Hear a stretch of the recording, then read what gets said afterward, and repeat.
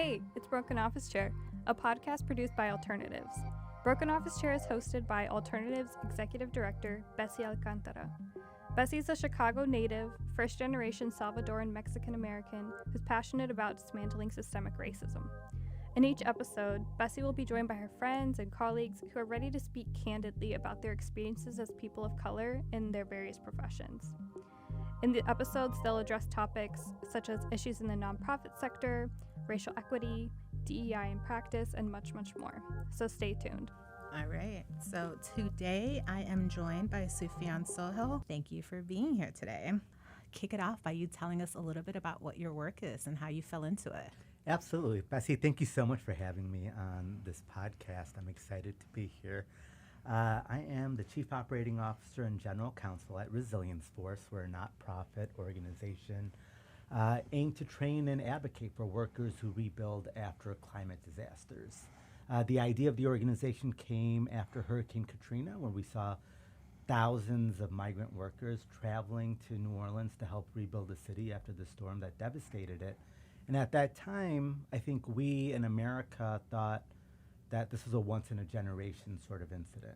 But since then, we've seen so many hurricanes and fires and tornadoes in the Midwest, and there's a workforce, mostly undocumented, mostly low income, which is traveling from place to place, rebuilding with very little protections. So we're there to make sure they are educated on what fair wages look like, what safe working conditions look like, and also then advocating on their behalf if any of those are violated or they are abused. I think it's really interesting that you bring up this topic right now, given what's happening with what we're calling the migrant crisis. I read somewhere that we should not be calling that because it implies that folks are migrating willingly and that they want to be here as opposed to what their actual situations would look like. So on what you've seen, what do you think is pushing this, and I'm putting in quotations right now, migrant crisis forward? I know I just asked you a really big question. Yeah, no, you raised several good points there. One is on language that we use, and I think we have to re-own the narrative and the use of the words that we want to be used. I was fortunate for the opportunity to serve on Mayor Johnson's transition committee and the immigration subcommittee, and a lot of what we talked about was what words we should be using to describe Chicago, to describe different populations that call Chicago home. You talk about migrants, and most of these people would probably choose not to come here. My last job, I was a deputy director at CARE, Council on American Islamic Relations, and we dealt a lot with refugee issues in the Middle East and North Africa. They were dealing with famine and war, internal politics, and a lot of what we're seeing from our southern borders is due to circumstances that individuals can't control, they're being forced to flee their homes, seeking safety, seeking better opportunity.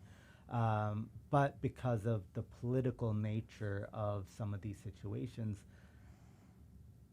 I feel that their name is taken away from them, and the whole situation's taken away from them. And as a result, we're seeing a lack of safety for them, a lack of refuge for them. They're being bused to places that are going to be more welcoming, like Illinois. But even when they come here, they're forced to sleep in police stations because that's the safest place that they can find to stay. And only recently have we started thinking about a lot of empty places around our city that we could convert into more temporary to permanent housing for them. I was reading an article that was talking about how they were staying in a park boathouse, and they were being encouraged to not go outside because the amount of hate that was coming from the neighbors in the community.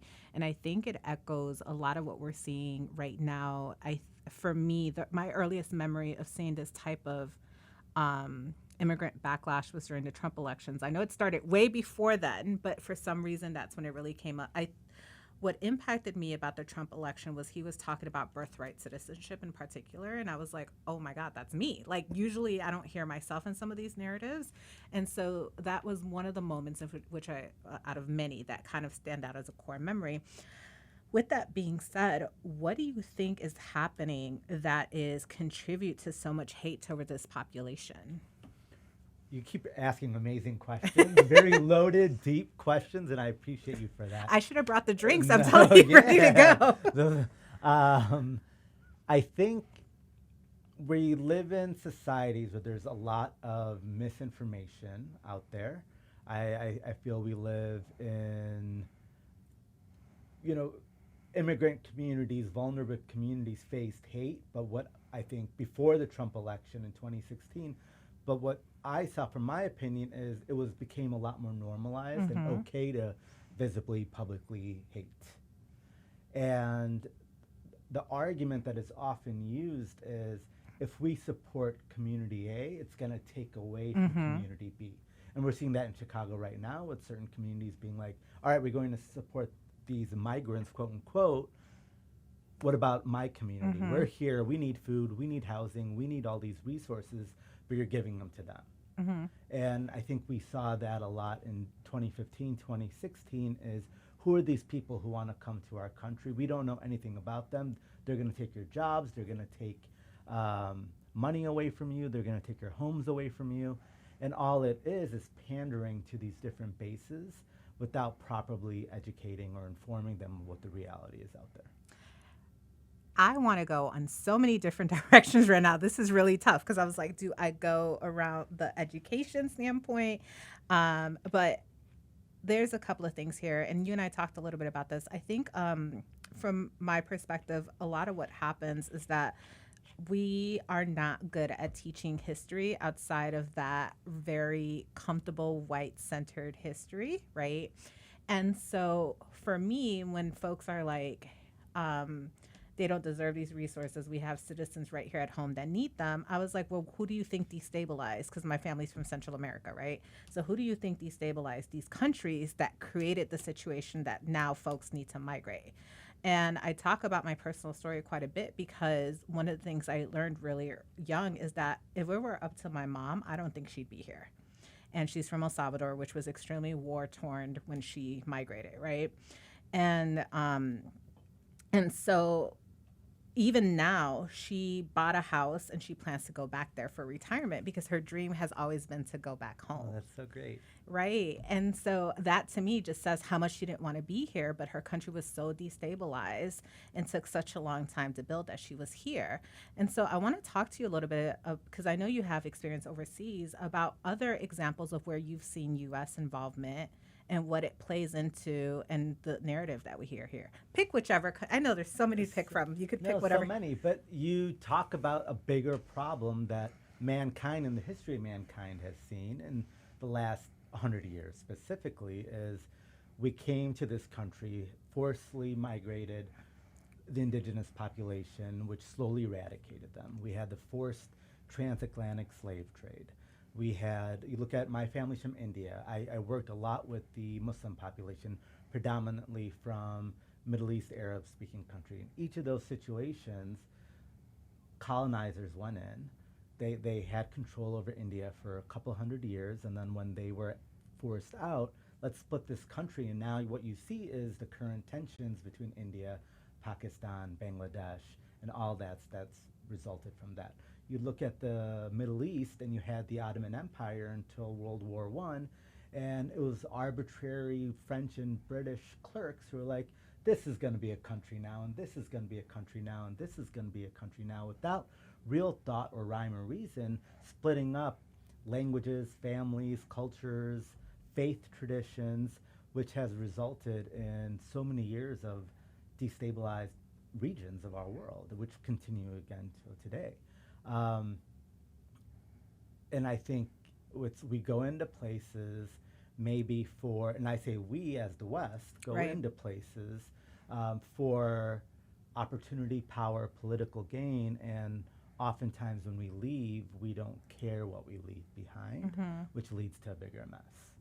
That's interesting because is it that we don't care or is it that we purposefully destabilize so that we can benefit from that? Like, we have a huge market in war, weapons, our partnerships with our allies, all of that. So I was like, now I'm getting a little bit more controversial, right? But I was like, is it that we don't care?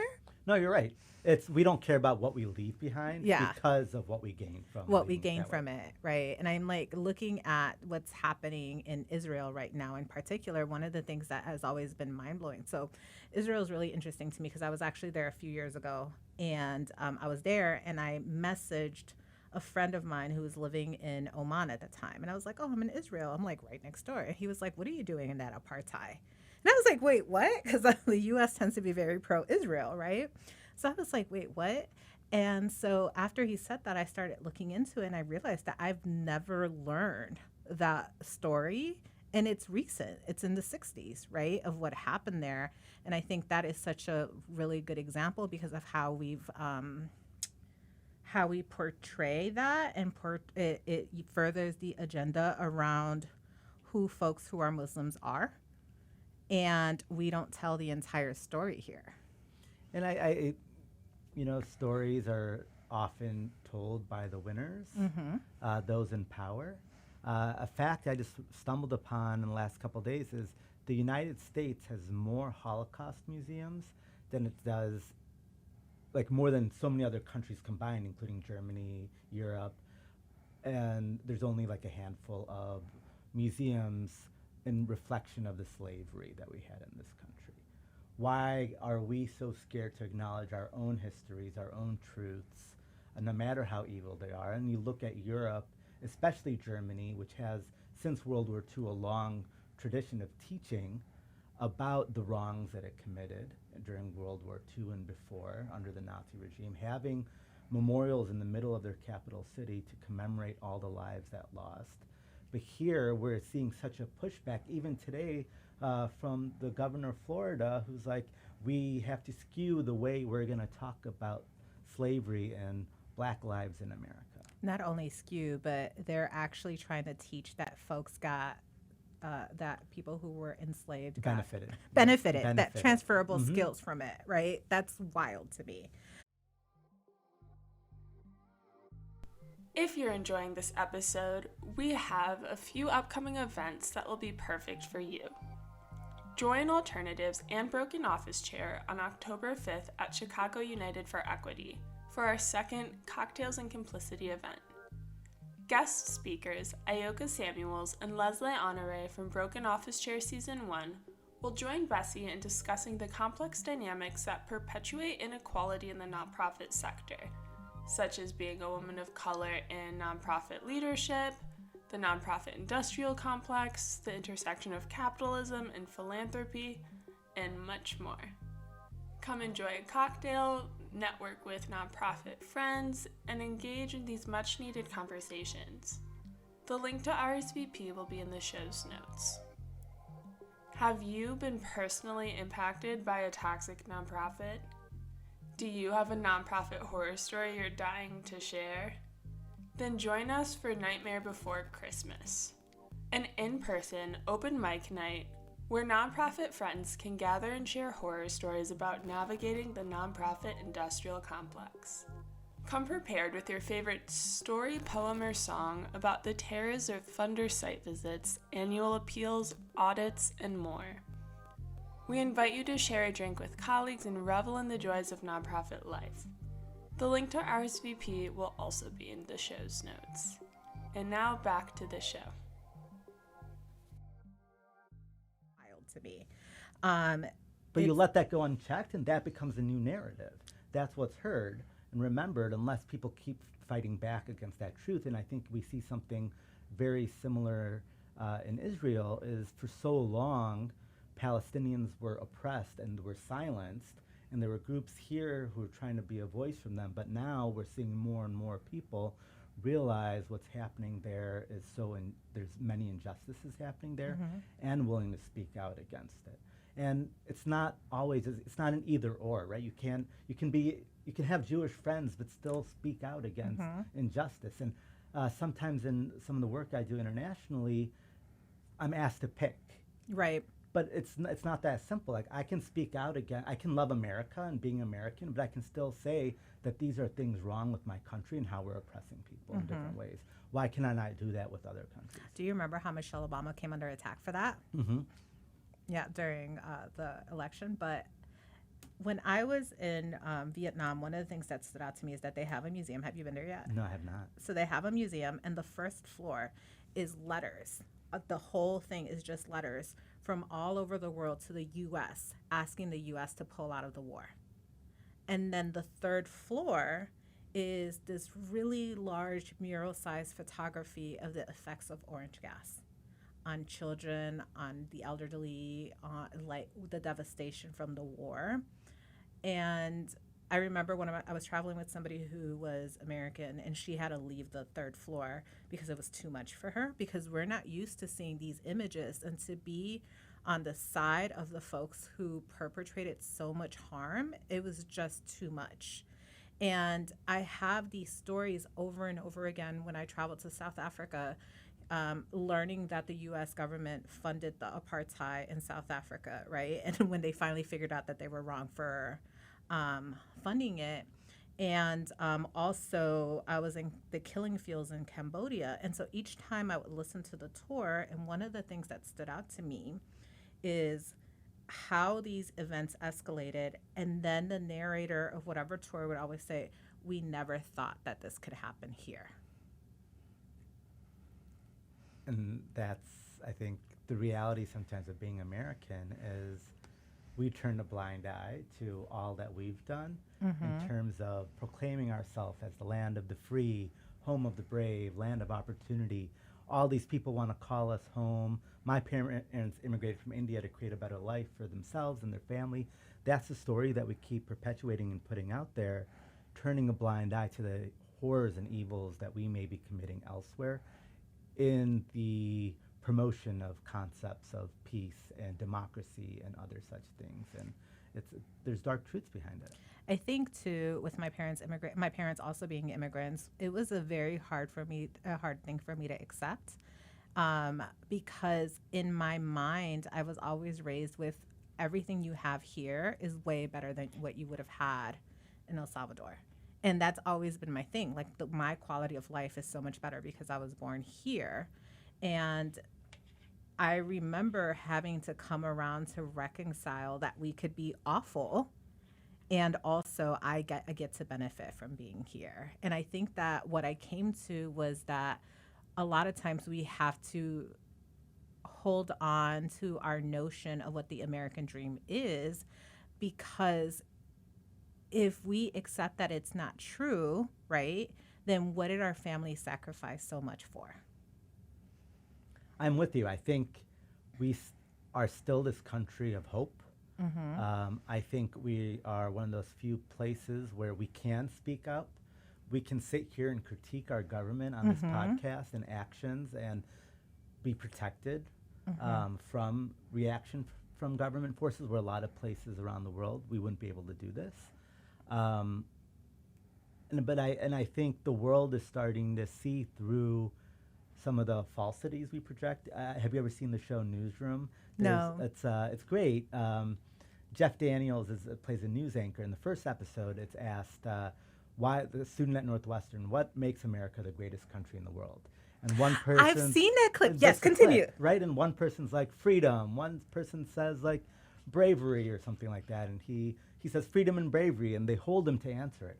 And he says, we're not the number one in all these things. We're not the best at all these things anymore. And he goes into specifics, which unfortunately I don't have in my memory. But he says we can be, right? We can still work towards those things because we live in a country which promotes excellence, which promotes drive, which I still believe that we can be anything we want to and create those. But then we also, on the other side, see these recent Supreme Court decisions with affirmative action, reproductive rights of women, and all of these things. They're taking away some of these very freedoms and opportunities which people flock to America for. And it makes me question, like, are we taking steps back? Are we regressing?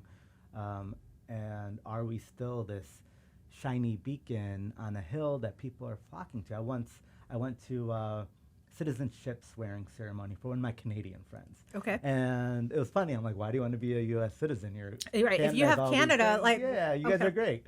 But he wanted it, right? And but seeing just the room, there was like 200 languages spoken, and more so than the individual being sworn in, it was the family members and the joy on their face and the pride in their face, like, I want to be this too one day. And I think we still represent that. I want to believe we still represent that. But we have to do a lot of work to get there. I want to talk a little bit more about this. I'm trying to think about how to frame my question, because we talk about the hope of our families, our communities, and migrating here. But I want to talk about what their experiences look like while they're here, because I think that needs to have a better picture painted. I want people to understand the sacrifice, and I don't know how you can without living it, right? But what does that look like in every day? Like, if you mind me putting you on the spot, what did it look like for your family? Yeah, so my parents came from India in the late 70s, and what I saw with a lot of Indian and Asian communities was this big desire to assimilate, fit in. They brought in a lot of the generational trauma, I believe, from the homeland over here, and navigating how do we work hard without, stirring any pots, like, do we take our ethnic food for lunch, or are people going to ask, what's that smell, right? Everyone loves Indian food now, but back Totally then, love it's Indian like, food. ooh, what's that smell? Why are you dressed like this? I wear Indian like shirts and tops all the time now, and people are like, ooh, I love that. But back growing up, it'd be like, ooh, what are you wearing? Like, why, it was, and kids are horrible to each other, and they bully Yes. each other and all that, but I spoke with, Urdu was my first language, and I spoke in a British accent. So they put me, who was born here in ESL class, because I didn't speak English right. Even though you spoke the actual, I spoke original actual English, right? But I also spoke it with a little Indian accent, because Okay. that's how my mom taught it to me at home.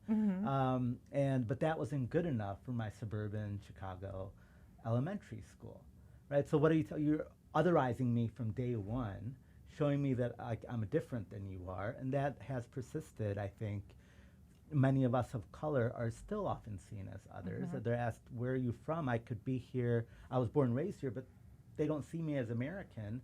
Where are you from? No, where are you really from? And I'm like, suburban Chicago. I was born at Alexian Brothers Hospital in Elk Grove Village. No, but where are you really from? I was like, what else do you want to know? I'm like, Keeler, that 2205 North Keeler? Like, Yeah. was that what you want to know? Right. But then it starts off as subtle discrimination, right? We're talking about the food, the dress, the language.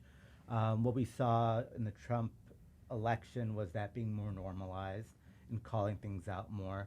But I even had friends who would refer to me as their brown friend, right? And it was only in my adulthood where I was brave enough to say, hey, why do you have to single me out by my skin color or by my nationality? Why can't I just be your friend? Are you talking about the Italian friend as your Italian friend, and et cetera, et cetera? But you're showing me as another because you're perceiving me as another. I had family change their names to be more American sounding. Then you look within communities. I know many of our communities deal with colorism, right? Fair skin is the better, lighter is better. There's in Asian, South Asian, Muslim communities, there's pride and nationalistic pride. My country's better than your country. And I see that through friends who I talk to from Spanish-speaking countries as well, right? Like, oh, you're from that country? Like, we're pure or better or that. I've seen classism, a lot of classism within our own cultures as well, like doctor equals best, and not treating people humanely and with kindness and with love. And while they're navigating those, they're dealing with a lot of external pressures as well. And then you have an incident like 9/11 happen, where people are now like, who are these Muslims? Why do they want to kill us and attack us? Not taking the time to realize that it was a couple of bad actors who used faith to do horrible, horrible thing, and that 99.9% of the world's Muslims condemn sorts of actions like this, just like any other faith. And ignoring the fact that a lot of atrocities have been committed throughout history based on Christianity, including slavery. Exactly. But not faulting all Christians. Right. And it's this double standards that we always have to deal with too. I think people's also, their miseducation also comes about from that too, because my partner is Indian and he is Hindu, but he often gets approached as being Muslim because people just can't tell. You're brown, something's wrong with you, right? fun story, not really related, but we both did our 23andMe, and he came out 100% South Indian, like nothing else. And I'm like all over the gene pool. Wow. So I have Spanish, indigenous, African, everything you can imagine except South Indian is in mine. And so I like joked with him that he's brown because he's like pure, and I'm brown because I'm a mud. So it's just all the colors mixed together. But I think it's also really interesting because when I look at that, it tells such a story of what has happened in my history, because I can see the generations back and the fact that folks were brought into our countries to be enslaved. I can see the colonizing background in there. I can see the wiping out of the indigenous history. And so it's just, it was, you get excited about learning about yourself, but it's also so sad at the same time. Yeah. And how much do you carry that with you, right? Now that we understand generational trauma, how does that come into, how did my parents take that on? How does that impact me today? How does that impact the people that I interact with? Because we all are also carrying that story with us. And it's a part of who we are. And, you know, I try to give my parents so much grace because they crossed an lot of ocean, grace. right, to build a brand new life with culture that they were never experienced to, and raising kids here in a completely different culture. It was a Without the language a lot of times. and a huge support either, right? They Yeah. didn't have their families nearby. They had some friends, and they were able to build community, and but it's just a brand new world for them that I could not imagine now, moving across the ocean, raising family. And communication was so different, right? I can pick up the phone anywhere in the world now and Right. call. They were still, my mom was still writing letters. Writing letters, and or saving up to make that 2-minute phone call to India every month or whatnot. And you know, and they did what their best to give us education was better. There were better jobs for my parents here, and they saw more opportunity and a chance for a better life for us, which I see so many different immigrant groups I work with want that, and they believe that America still offers that. And but on the flip side, we make it just so hard for them, and we make them feel so unwelcome and unwanted here, and that's what I think needs to change. I wanted there. You reminded me there was with the Syrian refugee crisis. They were showing all these boats traveling to Europe, and I remember seeing a meme that was like, and not meme, but I don't know what the little photo of it, and it was saying that you have to understand as a parent, the only way you put your child on a boat like that is if you know that boat is safer than land.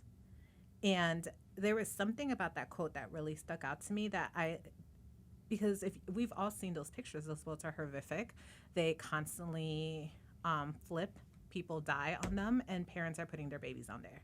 And still people have no empathy for these situations, are like, go back home. And coming back to South Indians, I think that there's a really interesting perspective that you bring in that the way Asians are discussed today.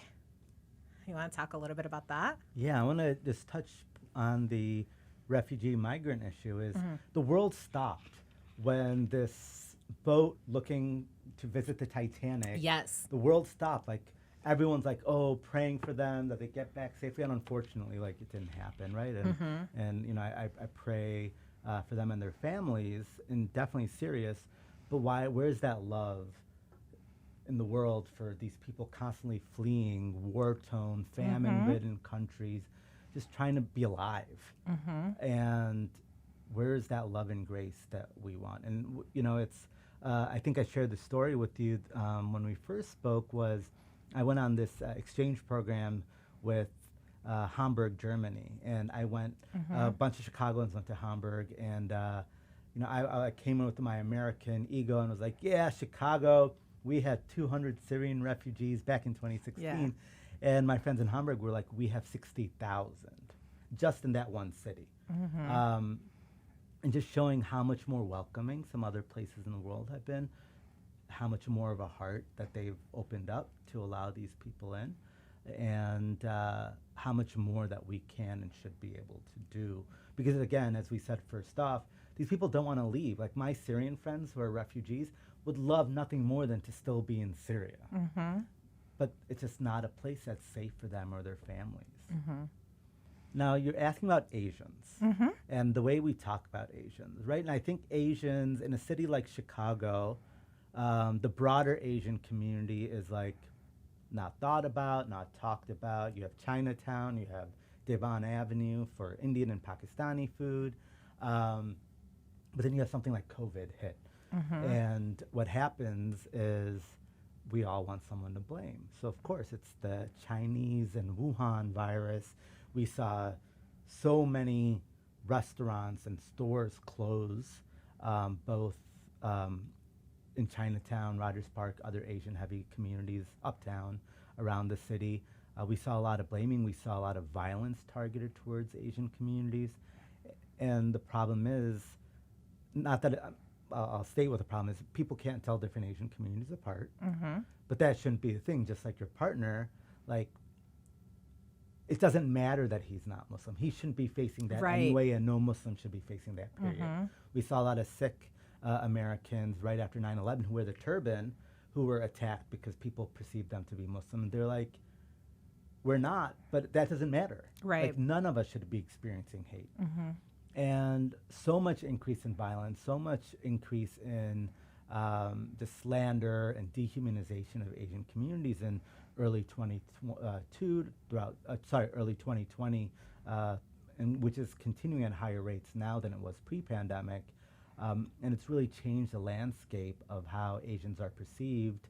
But then on the other side, it's always Asians are such a big part of Chicago, such a big part of American history, right? We built the railroads, but then we had the Chinese Exclusion Act. We had Japanese internment, right? We had the travel ban, a lot of anti-Asian, broader Asian policies, targeting groups that are seen as perpetual foreigners on one side, never truly made to feel like they belong in this country, but on the other side, seen as a model minority, seen as traditionally affluent, educated, but always dealing with that, what we call bamboo ceiling of never being able to go a certain height just because of the stereotypes and discriminations they face. Do you know, I should have looked this up before we talked, but do you know how many Asian countries there are? Total? Yeah. Not offhand. I want you guys to, they're Googling it for us while we continue to talk. Because with Africa, I think it's like 55 countries. With Latin America, I think it's like 30-something. I think it's like 33. It's 48 countries. 48 countries. And I want to bring this up because there's this idea of the model minority. And a lot of what we talk about when we talk about the nuance, right, that comes up is this concept of if you look at, like, even during COVID, let's use that example, vaccination rates. The group that was defined as Asians had much higher vaccination rates than any other group, including white folks. When you look at income, that tends to be a true statement, housing, whatever measure you want to look at. But the piece that we also don't talk about is that there are, what was it again, 48 countries, and those stats do not apply to every single country. No. And they also tend to be some of the most vulnerable, poorest, disenfranchised communities as well, due to language, due to culture issues, job issues, that navigating the education systems. So what we often see are the Asians who are up at the top, right? The doctors, the lawyers, those, but the recent immigrants are those just more economically challenged, not such to the case. And also, there's a huge immigrant population that was also escaping crisis and war as well, you know, that we don't talk about. And those are the ones who don't have those model minority type metrics that we're used to seeing, right? And so that is one of the pieces, though, that I want to highlight because I think people miss this nuance when they're talking about Asian American populations. No, definitely. And same sort of thing that we see in Africa, that we see in the Middle East, that we see in South and Latin America is there's conflicts going on around the world. There's famines going around the world. There's climate disasters happening around the world. People are fleeing for safer places, and often those are the ones who need the most resources and support that they're not getting So they are trying to migrate to places where they may get them. I'm like, where do I want to go? Next. So many different places. Right. That's what. Do you want to pick? I've been asking all the questions. One thing that I was thinking about was, after the murder of George Floyd, and we saw protests around the city and around the world. And I had so many friends on Instagram, for example, just put up a black box, and that was their only. Oh my God, I hated me that. Too, performative, right? But then, days the actual protests were happening, I was so upset because, as an activist, I'm trying to direct people, these are different ways you can get involved. These are different ways you can give back. But seeing people look at me, I'm boat day today or bar day today, and I'm at least do not post this stuff and celebrate in silence with the people who were trying to bring about change and honor of someone who had fallen. But what I want to mark is 60 countries had some sort of protest. Why are we not protesting injustices happening in other places in the world, right? And we talk about sometimes issues happening elsewhere and its effect happening here and vice versa, and how much the world keeps an eye on what's happening in the United States, but how often, we don't even know what's happening in our own country sometimes, right? How is slavery taught? How is indigenous history taught? How is World War II and even the Gulf Wars, how are they being really taught, let alone what's happening currently in other places around the world? Why do we all know about Ukraine, but we don't know about other genocides and massacres happening around the world? And why is there a disconnect happening that way? Yeah, my hope with that is that with social media, I almost feel like you have no excuse if you don't know the rest of it, because I follow so many other sources of media to keep up with what's happening because our media doesn't report it, right? Actually, do you have any off the top of your head that folks should pay attention to? There's a bunch of great ones. You're pulling up your notes? I'm pulling up my Instagram. It's ones I think shit you should care about or something like that. Gotcha. And there's so many. I think once you open up one, then I see who they're following. Yes. And there's more and more and more. But there's helping you give a shit about literally everything, right? And everything from one post says vasectomies prevent abortions. One is talking about the SAG-AFTRA marches. One's talking about Neopets in North Africa. And Australian state of Victoria has pulled out of hosting the 2026 Commonwealth Games. And you read just even headings like that, but then understand why they may be doing stuff like that and how. The world has gotten so much smaller. There's news about everything, but also what's happening in place A does affect us in other places around the world. And more, and there's pushback against what I'm about to say is, but we are global citizens. We are part of what's happening in the world because it affects us in some way or another. And if it doesn't directly affect us, it could affect our neighbor or our communities, and we should care about that. It's funny, though, the fact that it even has to affect us for us to care. You're That's right. a whole other thing. I don't need to be the affected community for me to care about this issue, right? What about just being informed? Being informed or just caring about people or caring about this planet or, whatever it may be. You don't, again. We stopped doing that, right? And I launched a show last year. It's on CAN TV, and one of the things I realized while doing the show is how little do I know about issues facing my Chicagoans. None of them affect me or my bubbles, but things like food insecurity. I live in the South Loop where within a 15-minute walk, I have 4 grocery stores. There's certain neighborhoods in Chicago where within miles there's no grocery store or fresh produce. Why doesn't that bother me more? I'm a man. Reproductive rights doesn't really affect me directly, but it affects my mom, my sister, my friends.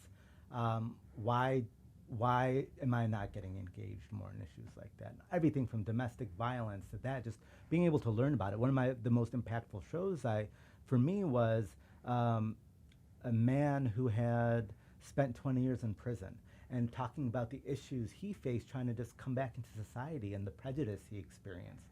And thinking in my head is, if I knew he was an ex-felon, how would I treat this person if he had applied to work for my company, and trying to break down my own prejudices as well as be just more informed of what's going on around me, because I should care. I should care what my neighbor is experiencing. I should care what others in my bubbles are experiencing, but I don't. I love that you also brought up like your own prejudices. I think we're so scared to admit it because we might be seen as a bad person. And what people don't understand is to have bias, to have prejudice is to be human. It's what you do with that. And you can't actively combat it if you don't even admit that you have it to begin with. 100%. So one of the things that came out of the rise of anti-Asian hate spike that we saw was partnering with a couple different organizations to roll out a bystander intervention project, where we would teach how to identify biases and like just simple things that we could do to stand up, show up for those facing hate or harassment, whether it be a woman walking on the street getting catcalled to Asians facing increased hate because of their identity. And the first thing we said is, like, the spectrum of what disrespect looks like. Most of us focus on the physical violence or the slander, but it's even like looking at you in a certain way. That starts the rock that tumbles down becomes a boulder. And how can we identify them within ourselves too? We all have it, as you said. We all have it. And I look at my own self and what I've learned from my cultures, from my faith, from my community, from television, the prejudices I've had, and trying to identify them, call them out to myself, and slowly work to break them down. But it's hard. You have to be willing to put in that work. And also, but this is again where education comes into play too, because also just recognize that everything that you consume every day is helping to make you have prejudices. At how things are framed, how language is used. We started off talking about language, right? And so again, how are you not to be affected by any of this? And really trying to, my thing is like even checking how much tension I hold in my body in certain spaces, because it could be really subtle, right? It just because you didn't give the extra look, but did you tense up? Did you check for the door? Or whatever it may be that you just did to protect yourself in that moment because of what the millions of messages that you are getting daily. It's hard. It's so hard, but you have to take care of yourself. And I always say, give yourself and others grace, give yourself and others love. Those are the first things. And know that it's a journey, and but it has to start with ourselves, first and foremost. If you're not taking care of yourself, if you're not putting in the time to really learn about what you don't know and what you do know, and how you're perceiving the world around you and the people around you, you're not going to be able to bring about change. I completely agree. With that being said, I feel like you just left it on such a good note, but do you have any other takeaways for folks listening? Ooh, takeaways. I would just echo that. I think, I want us to continue fighting for and building a world that we can all be proud of, especially in this country. I think we have a lot of work to do. And, I was on the school with some universities today who were just challenged with what the changes to our affirmative action policies are going to look like in terms of recruitment, and what their student population may look like in a couple of years. Are they going to be able to still attract and have more diverse student groups and things like that? And it worries me, right? Are we taking away from people who need support, need a chance, need that extra little push to show that they can succeed as well and do great things? And I want to believe that if we all just open our hearts more and love a little bit more, we can truly, truly work towards building a better place. I want to throw a different challenge out. If you can make everybody listening do one thing today towards this, what would it be? Talk to someone you may never have ever thought to talk to before in your life, and just have a 10-minute conversation. Ask them who they are. Ask them to share their story, and then share their story. And you may find that you have more in common than not. I love that. All right. So where can our guests find you online? You can find me on Instagram at Sufyan Sohel, and also on LinkedIn, Sufyan Sohel. Thank you for being here. My pleasure. Thank you so much for having me. To keep up with everything going on at Alternatives or to donate, you can visit us at our website, alternativesyouth.org. You can also follow us at Alternatives Inc. on Instagram or at Alternatives Youth on Facebook. If you want to keep up with Bessie, you can follow her on Instagram and TikTok at Bessie_Alcantara. Broken Office Chair is hosted by Alternatives Executive Director Bessie Alcantara. It's produced, researched, and edited by Catherine Best and Deanna Phillips. Thanks for listening.